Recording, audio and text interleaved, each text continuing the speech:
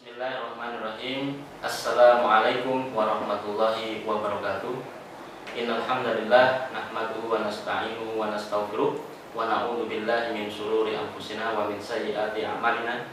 May yahdihillahu fala mudilla lahu wa may yudlilhu fala hadiya lahu. Asyhadu an la ilaha illallah wa asyhadu anna Muhammadan abduhu wa rasuluh. Amma ba'd. Segala puji bagi Allah Subhanahu wa taala yang telah memberikan nikmat-Nya kepada kita semua, sehingga pada kesempatan kali ini kita dalam keadaan sehat walafiat. Dan tentunya yang patut kita syukuri adalah nikmat iman dan Islam yang masih tertanam di dada kita, dan semoga Allah karuniakan kita sampai kita meninggal nanti. Yang kedua, selawat dan salam semoga tetap tercurahkan kepada baginda Nabi Muhammad SAW.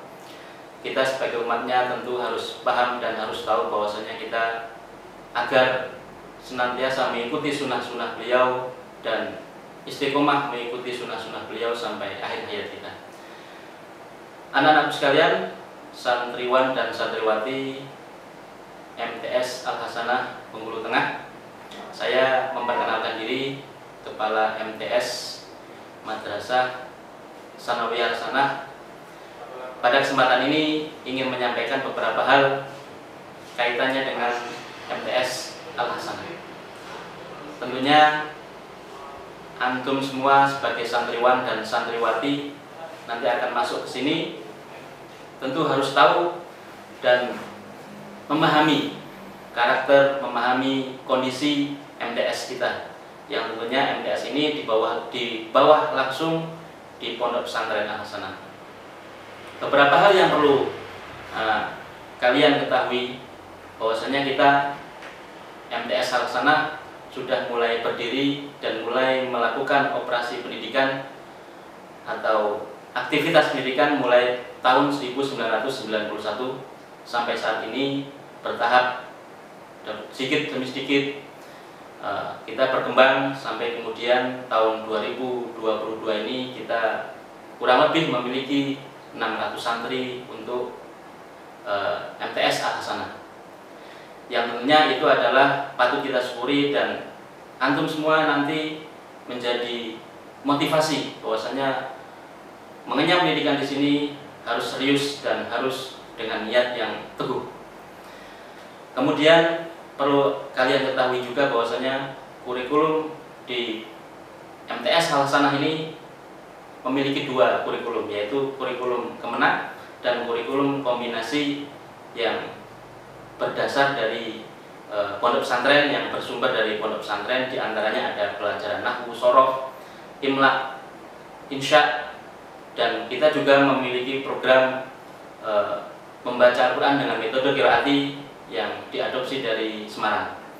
Nah, itu yang ada dalam kegiatan pembelajaran yang ada di MTS Al-Hasanah. Dan tentunya dengan banyaknya materi atau mata pelajaran yang ada di MTS Al-Hasanah membutuhkan waktu, membutuhkan kedisiplinan, membutuhkan pengaturan waktu yang tepat, sehingga kalian menjadi santriwan dan santriwati yang disiplin. Dan kalian juga harus tahu bahwasanya akreditasi kita MTS Al-Hasanah pada saat ini adalah A, dan itu adalah pengakuan dari lembaga yang berwenang, yaitu di bawah Kemenak, yang dimana pada saat ini berarti MTS kita termasuk MTS yang unggul, dan kita berharap untuk kedepannya juga akan tetap menjadi MTS yang unggul dan bermanfaat untuk masyarakat.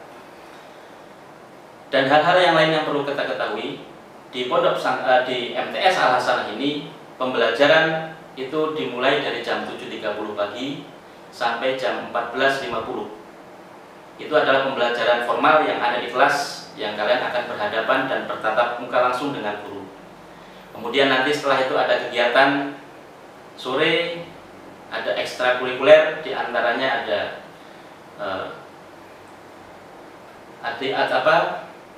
Arabic Club, ataupun misalnya English Club, atau pramuka, yang itu juga termasuk ekstrakurikuler wajib yang harus diikuti oleh santri MTS Al-Hasanah. Kemudian selain ada ekstrakurikuler, kita juga ada fasilitas, di antaranya ada lapangan futsal, ada lapangan bola voli, ada lapangan basket, yang itu bisa digunakan fasilitas tersebut untuk kegiatan sore, untuk olahraga sore.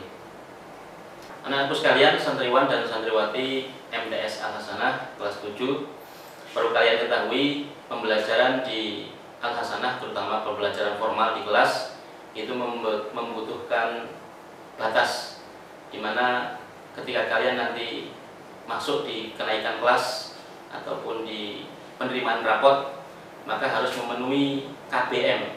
KBM itu adalah kompetensi belajar minimal, atau sering kita dengar dulu KKM ya, dimana itu adalah batas paling rendah hasil atau prestasi yang harus kalian dapat di setiap mata pelajaran. Nah, KBM ini harus mencapai 75. Seandainya KBM ini tidak mencapai 75, maka itu bisa saja di akhir tahun akan menjadi batu sandungan kalian untuk naik kelas. Dan ini harus menjadi perhatian kalian semua. Adapun ketika kenaikan kelas, ini juga harus diperhatikan. Di antaranya adalah yang menjadi syarat kenaikan adalah mengikuti semua program kegiatan pembelajaran. Selama 2 semester, kalian tidak boleh terhalang oleh sakit yang lama atau misalnya ada pelanggaran-pelanggaran yang berat, sehingga itu akan menghalangi kalian untuk menjalani pembelajaran selama 2 semester. Yang kedua, kalian harus memiliki nilai sikap yang baik, itu minimal. Ketika kalian tidak memiliki nilai sikap yang baik sebagai minimal nilai sikap, maka kalian bisa saja tidak akan naik kelas. Seandainya kalian memiliki sikap yang jelek atau akhlak yang buruk, maka itu menjadi pertimbangan madrasah untuk menaikkan kalian. Kemudian kaitannya dengan nilai atau kognitif, maka maksimal untuk bisa naik kelas adalah kalian paling banyak memiliki nilai yang di bawah KKM itu 3 mata pelajaran. Apabila lebih dari 3, maka kalian bisa saja tidak akan naik kelas. Dan itu menjadi motivasi kita semua untuk senantiasa giat dan semangat untuk belajar. Anak-anakku sekalian, santriwan dan santriwati MTS Al-Hasanah, ada hal lain yang perlu kalian ketahui kaitannya dengan perlombaan atau kegiatan kejuaraan yang bisa saja ini diadakan oleh pemerintah. Di antaranya adalah kompetensi sains madrasah atau kompetensi sains nasional, atau dulu namanya Olimpiade Sains Nasional. Itu bisa kalian ikuti seandainya kalian ikut dan lulus seleksi, sehingga kalian bisa mengharumkan dan membawa nama baik Madrasah Tsanawiyah Al-Hasanah. Bisa juga itu nanti bisa membawa kalian untuk menjadi juara nasional atau juara-juara tingkat internasional, bisa saja itu terjadi. Dan tentunya juga itu adalah menjadi syarat yang tidak boleh kita lupakan, adalah kalian juga memiliki nilai akhlak yang bagus. Jadi ketika kalian akan mengikuti lomba, maka kalian juga harus memiliki akhlak yang bagus.